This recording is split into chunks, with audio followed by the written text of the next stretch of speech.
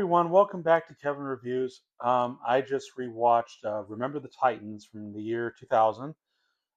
Thank you for voting on the poll. There wasn't that many votes this time around, but thank you for thank you anyway for voting. If your movie didn't get voted for, maybe I'll do a review later down the line, but we'll see. This is by Walt Disney Pictures and Jerry Bruckheimer and Films. Directed by Boaz Yakin, who has I don't know I don't think he's done some directorial stuff, but he's mostly known for written for the Now You See Me movies as well as Prince of Persia: Sands of Time, the live action vi- video game adaptation.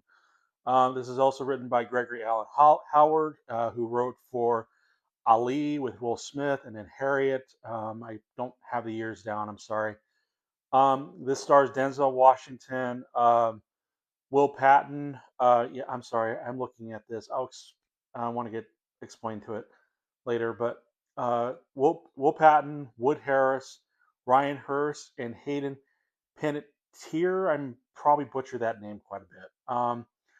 This also stars Donald Faison, who you might remember is the I'd never seen the show, but he's on Scrubs. And we have Ethan Suplee. He's the big heavy guy I've seen. I remember in a movie called Unstoppable.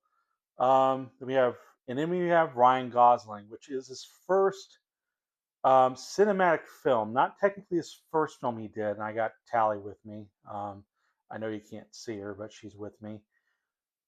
Um, but in any case, Ryan Gosling was in another film called Frankenstein and Me in 1996, but that went to straight to VHS. So that was his first film he did, but this is Remember the Titans was his first cinematic film that he was in. Then we also have Rip Pardue. I don't remember who anything is, but he's kind of sort of part of the film. But yeah, um, sorry I don't have much information. To be perfectly honest, I had a script. Well, not a finished script, mind you, but I had a script. I was going to try to do a script for this, but then unfortunately, as soon as I boot up my computer, I lost it completely. I lost it.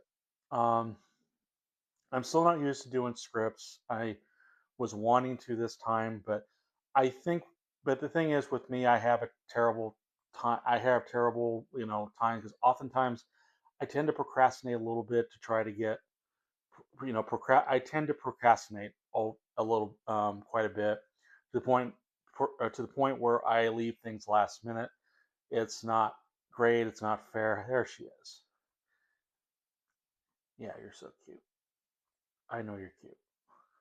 I got to do this. Maybe this should be Kevin pets the cats. I know. Come on, come on.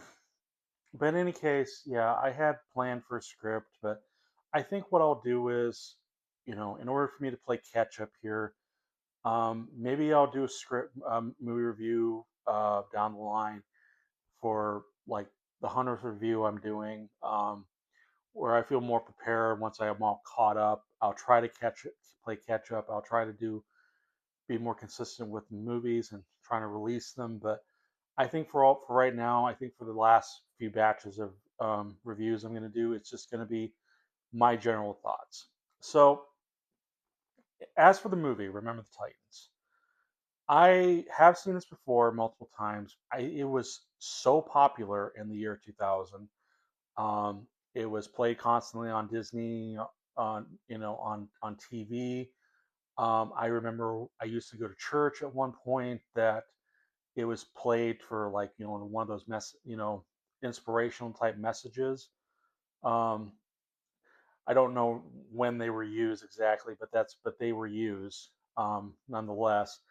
It was so popular that you remember the characters. I think for many kids, many younger viewers, especially like myself back then, it was my first introduction to Denzel Washington, who I do love as an actor, similar to how I like Tom Hanks, and he was in in his performance. So and everyone remembers some of the songs. The "Ain't No Mountain High Enough." Um, Again, I can't remember. I think the Temptation was it. I'm not sure if it was the Temptations or not. I'll likely put it down here on the screen here, but yeah, I think many people remember it. They love the characters, they love the songs. It was one of the great football movies that many people enjoy. Nowadays, I think it's kind of forgotten about. I'm not saying it's totally forgotten about, but I mean, obviously, the vote when the votes came in, more people seem to remember that particular movie than the other ones I listed, like Brian's Song and The Longest Yard with Burt Reynolds, and even a bit of Rudy for that matter. Um, but I think because they know it as a Disney film, so I remember loving this back then when I saw it, and I have not seen this in years, till just recently. And I'm watching this the day before I'm supposed to put all this up. Unfortunately, have to edit and stuff. I may not get to it in time. I think, I'll let you know like tomorrow. Well, not tomorrow. Well, yeah, I may put this up either Friday tomorrow if I can get it done, or I'll put it up Saturday. Let's on the oh, what's the date? On the 6th or the 7th. We'll see how it goes. Maybe I'll do it on Sunday. Probably unlikely though because with Super Bowl everyone's going to be paying attention. Um, speaking of Super Bowl and football itself, I like football movies. I'm not into football. It's not my thing. I don't like to follow sports on that much unless I'm actually there. Even even if it is football, I don't always understand it. As a kid, I was big for my age that I've had coaches wanting to recruit me to play, but I never really was interested. I didn't understand the rules. I wasn't a great at being a team player. It's not like I hated being a team player, but there was just stuff I didn't understand or was hard to really get, grasp like certain signs, certain plays. But yeah, I don't hate football, but football's not my thing at all. But I do like at least some of the movies like underdog movies, like again, Remember the Titans and others. But for right now, why don't we go on into my review of the year of Remember the Titans and the year 2000? So the story goes, and Alex is at a high school, T.C. Williams High School in Alexandria, Virginia. 1971 is when they started the forced integration of of black students in white schools, and of course that led to a lot of racial division and unrest, and also it put in jeopardy the football team because now with the integration, Coach Bill Yotes is supposed to be the world-renowned head coach of the football team, the Titans.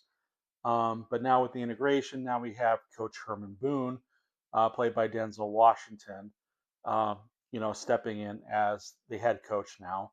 And as far as I know, he says that here he has no training, but it's different. I'll get into that a little bit later. But he teaches the boys, he tries to get the boys ready for football, going to camp, and also trying to bring the boys together to basically learn about one each other, respecting their fellow man, looking beyond the color of one's skin, and becoming a great team to win the state championships. So, and that's basically it. Of course, they have to face, their own prejudices. Especially the coaches in regards to how they want to run the football team. Um, but suffice to say, yes, this is supposed to be one of those movies that's supposed to teach about racism. That it's bad. Um, it's but I don't think many people mind that. And as I rewatched it, it did bring back good memories of it. I'm not 100% certain. I would say it's like the best football movie. I don't think I would go that far. I think because the fact that this is a Disney film, they have to play it pretty safe. It's PG, so they can't like really go above and beyond to say, really do anything super shocking compared to, other race relation movies. Even like, I mean, I did Freedom Riders, for example. They wouldn't be able to do that. There's very little swearing, little to no swearing in this film. Um, but I think for one, I don't think people mind it too much because I think this is more of a film that is supposed to be emotional storytelling, where it's characters you want to see um, go above and beyond. They're more like kind of caricatures or composite characters, that are easy to understand. You don't need to really think about the complexities or how you want to see them progress to like for the team to like each other now. Whites and blacks. Um, it just kind of oftentimes it just kind of happens suddenly. Um, I don't think people care, and that's the thing. It's from what I read or what I looked up. Remember, Titans is not entirely accurate historically. It is loosely based on the story. For one, the the inclusion stuff mainly happened, I think, in 1965, not 1971. I think 1971 is just because of the Titans or the team that was there at the time, where it was gradually, eventually, integrated. So it that doesn't make sense. There's also a scene involving a player who goes through something, um, goes through a really difficult time that doesn't match up with the time frame because it involves like before he goes, before the state championship, where instead it happens after the state championships. So Disney op really kind of just played, decided to, fabricate a lot of the stuff and, kind of treat this more as an underdog story, as well as, a very simple to easy to understand idea about, especially for younger viewers, that, you know, about respecting your fellow man, being a better person, no, no hate and all that. And you know what? For what it is, it works.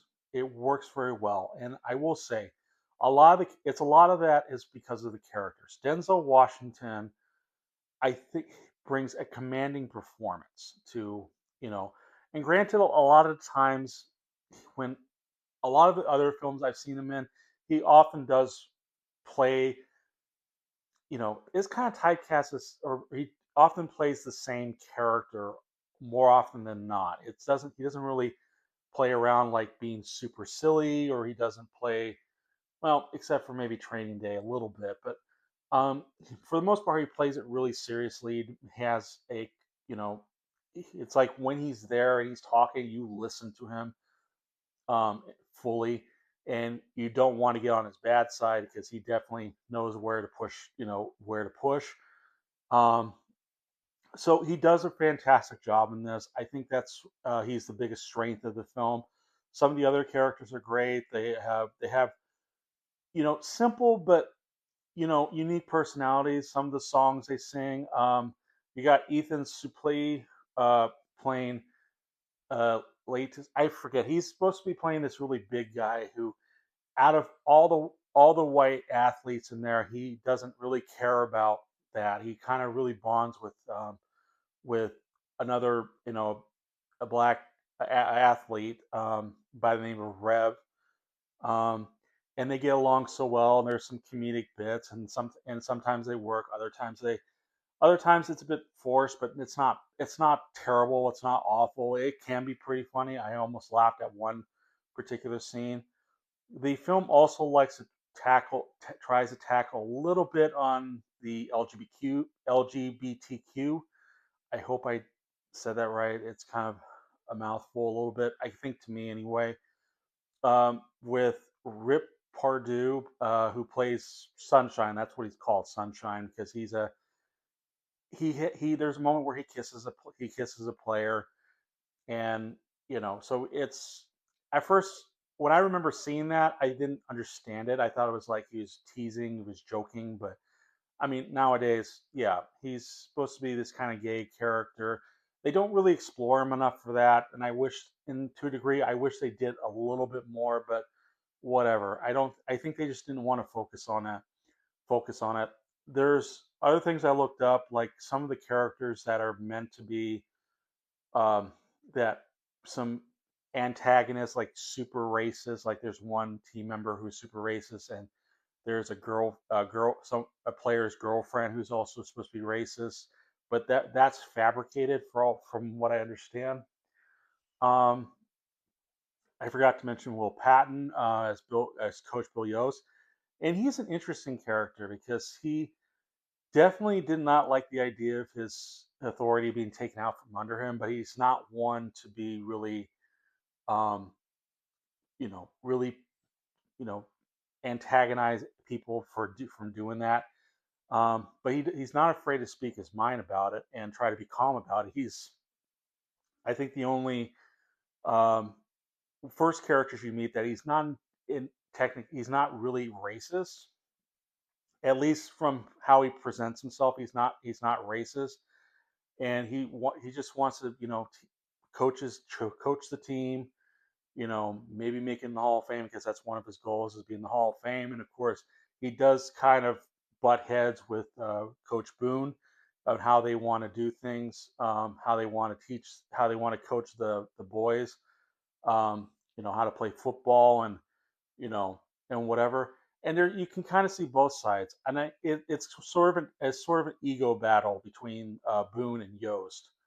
And Boone is kind of more direct, more physical, and I even read that Coach Boone once even had allegations because he was being physically abusive, though it's not entirely clear whether or not that actually happened, and even he denied it. Of course, it's not in the movie, but it's what I've read basically. Um, but yeah, I gotta pause here. Sorry. So then there's not that many characters I can talk about. I mean, I think really the main ones are Denzel Washington and Will Patton's characters because they're explored a little bit more, and at least they're kind of balanced. I think maybe they tend to focus more on on Coach Yotes than I think um, Coach Boone. I'm sorry, but I think with someone like Denzel Washington, I mean, he's gonna steal the spotlight from Yotes. So it may not focus in on that much, but he does steal the spotlight in general. So I mean, it kind of balances it out in a way. But both of them do great. As for other characters, I mentioned Wood Harris and Ryan Hurst. They're kind of like the captains of the team, though not necessarily the football team. Birdier, played by Ryan Hurst, is considered the captain of the team. Um, but they're kind of like the bosses of their side, whites and blacks. But and they get along at first, but surely at pretty quickly actually they start to get along or start to understand each other. Um, there is great moments that do make you think. It's simple but effective enough, I think, for younger viewers to understand. The cinematography is done very well. You know, Especially I think in the opening is done very well, and especially the use of colors, like fall colors. Um, let's see. I think the one issue I have, and I don't know if I would say it's an issue, but it was more like, and maybe this is me because I've seen so many of these films that dealt with race relations, and it's not bad, but I guess maybe I'm at a point where I've seen so many of them that I know kind of where it's going to go. Um, but like I said, I don't think it's bad. But the other thing is, as a kid, remember really loving it. As an adult, I love it enough. I mean, I'm going to give it a pretty good rating regardless, but I think because it's kind of its pacing. I think it's the pacing because there's, like I said, this is a PG film. This is meant to be a more simplified version, I think, for a younger audience, as well as adults to really enjoy the film.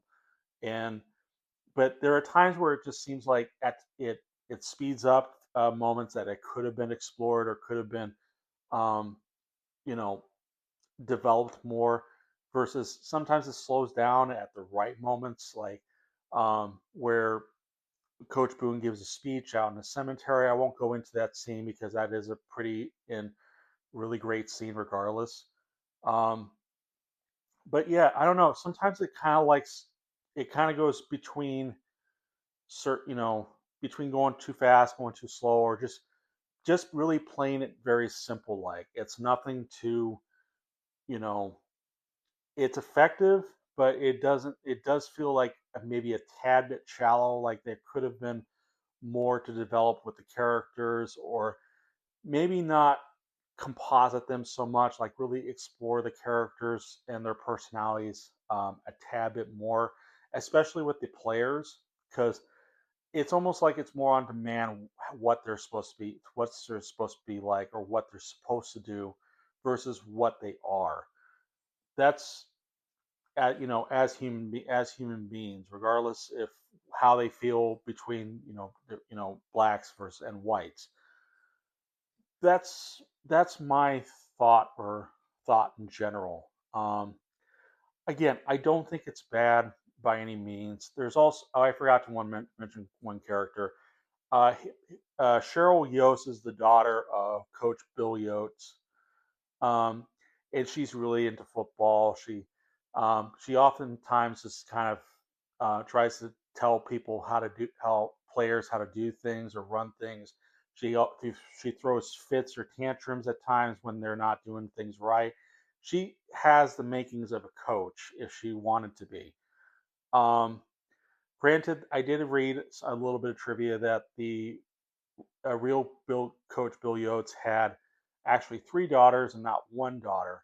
But they were fine with this composite look of this particular daughter, Cheryl Yost, to be really into football. Um, they didn't seem to mind that too much. That's from what I read, and that's loosely. If I miss any certain details, I'll put it on the screen. But yeah, that's what I at least read. Um, but yeah, I think this is a great movie on its own. It is more emotional storytelling, um, that really kind of it makes you think enough, but not too deeply. And I think that's why it's one of those films that's more geared for younger viewers, at least I want to say late elementary, early junior high from the start. That's my best guess for that.